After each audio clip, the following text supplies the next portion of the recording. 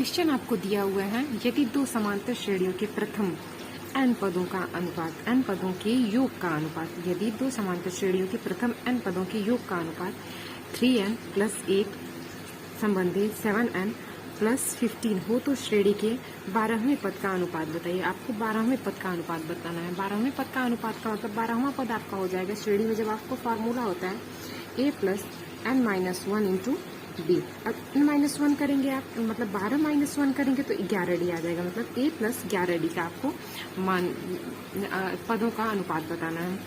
आपको उसमें पहली श्रेणी आपको Sn1 मान लेंगे, दूसरी श्रेणी का योगफल आप Sn2 मान लेंगे is equal to 3n plus 8 upon 7n plus 15। ये आपको क्वेश्चन में दिया हुआ है।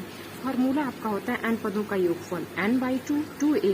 यहाँ पे चूंकि आपकी पहली और दूसरी श्रेणी है तो a1 कर लेंगे, n-1 इंटू डी कर लेंगे, और अपॉन में n/2 2a2 plus n-1 into d2 कर लेंगे is equal to 3n plus 8 upon 7n plus 15 करेंगे। अब यहाँ से n/2 से n/2 कैंसिल हो जाएगा।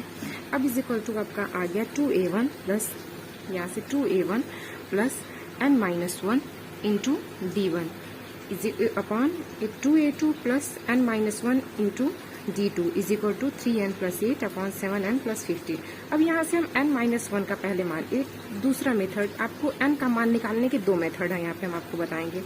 एक तो यहाँ से आप करेंगे n इज इक्वल टू, यहाँ पे आपको मान ज्ञात करना है किसका, a1 प्लस 11t।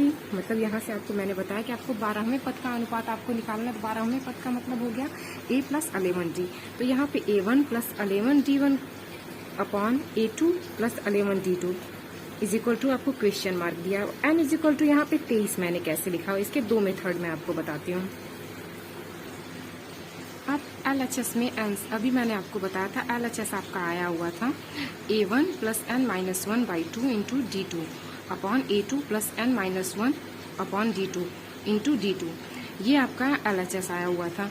इसमें आप 2 से भाग कर देंगे। 2 से जब आप भाग करते हैं तो यहाँ पे 2a1 2a2 था तो वो कैंसिल आउट हो जाएगा। तो a1 अभी आपको मैंने यहाँ पे बताया था 2a1 plus n-1 into D.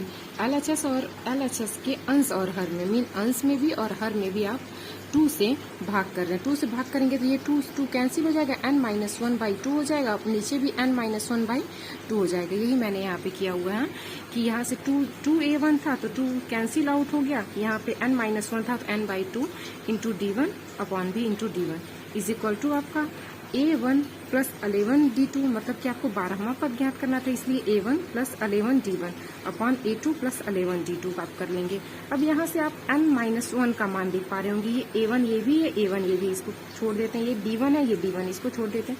यहाँ पे n-1 अपॉन 2, इसकी जगह पे आपको क्या दिया, आपको 12वां पद ज्ञात करना था, ये दिया हुआ था आपको 12वां पद ज्ञात करना था, तो इसकी is equal to n-1/2 is equal to आपका 11 है।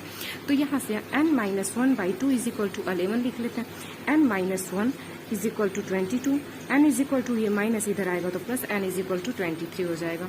एक ये मेथड हो गया। दूसरा मेथड आपको यहाँ पे मैं दिखाऊंगी।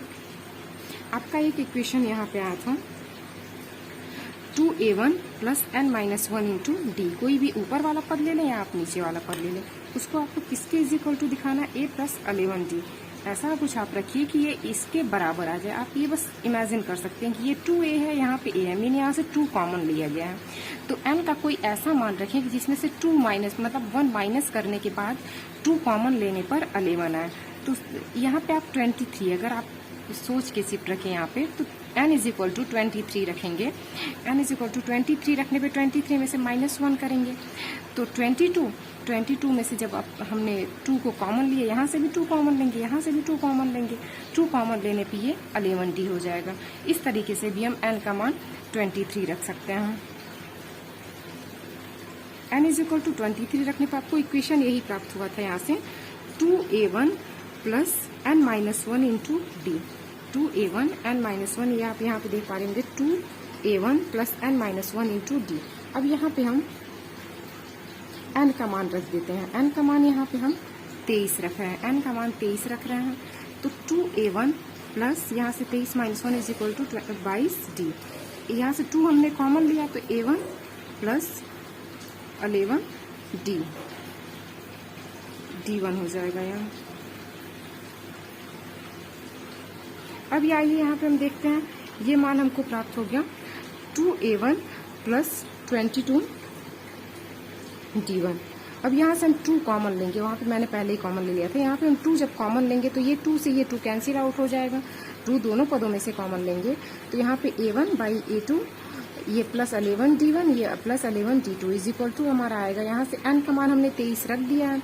n का मान 23 रखने पर यहाँ पे 3 इंटू 23 प्लस 8, नीचे वाले में आप करेंगे, आपको इक्वेशन यहाँ पे दिया हुआ था 7n प्लस 15, तो n का मान आप यहाँ पे 23 रखेंगे तो 7 into 23 plus 8 is equal to आपका आ रहा है 77 बाई 169।